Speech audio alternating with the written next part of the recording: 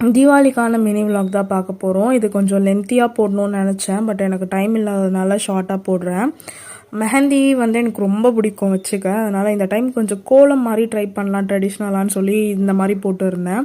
But இது ரொம்ப பிடிச்சிருந்துச்சு, என் கைக்கு ரொம்ப அழகாகவே இருந்துச்சு.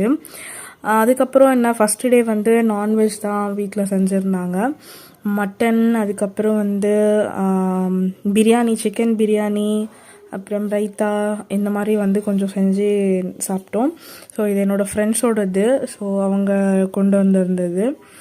எங்கள் வீட்டில் வந்து ரொம்ப ஸ்பெஷல் அப்படின்னா எனக்கு சிக்கன் பிரியாணி அம்மா சூப்பராக செய்வாங்க. ஸோ அதுக்கப்புறம் மட்டன் சாப்ஸ் எல்லாம் போட்டு குழம்பு அந்த மாதிரிலாம் ஒரு மாதிரி நல்லா இருந்துச்சு. அன்றைக்கி ஃபுல்லாக நான்வெஜ்ஜுன்னு போச்சு. அதுக்கப்புறம் நான் கோன் வச்சுருந்ததை பார்த்துட்டு அம்மாவும் வந்து எனக்கும் வச்சு விடு அப்படின்னு சொல்லியிருந்தாங்க. அவங்களுக்கும் சேம் இதே மாதிரி அழகாக வச்சுருந்தேன்.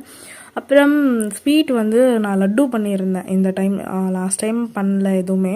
ஸோ இந்த டைம் லட்டுவாவது பண்ணலான்னு சொல்லிட்டு லட்டு பண்ணேன். அதுக்கப்புறம் டே 2 வந்து நான் வந்து ஆட்டோவில் தான் வந்து நல்ல ட்ரெஸ்லிங்காக இருந்தது.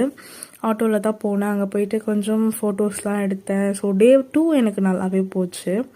கொஞ்சம் பிக்ஸும் வந்து நல்லா அமைஞ்சது எடுக்கிறதுக்கு ஒரு மாதிரி அழகாக. அன்றைக்கி நைட் வந்து கிராக்கர்ஸ் எல்லாம் வந்து வெடிச்சிட்டு எனக்கு ரொம்ப பெருசாக நிறையெல்லாம் வாங்கலை, கொஞ்சமாக வாங்கினேன்.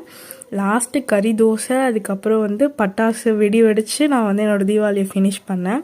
ஸோ இந்த வீடியோ உங்களுக்கு பிடிச்சிருக்கோன்னு நினைக்கிறேன். சப்ஸ்கிரைப் பண்ணிக்கோ.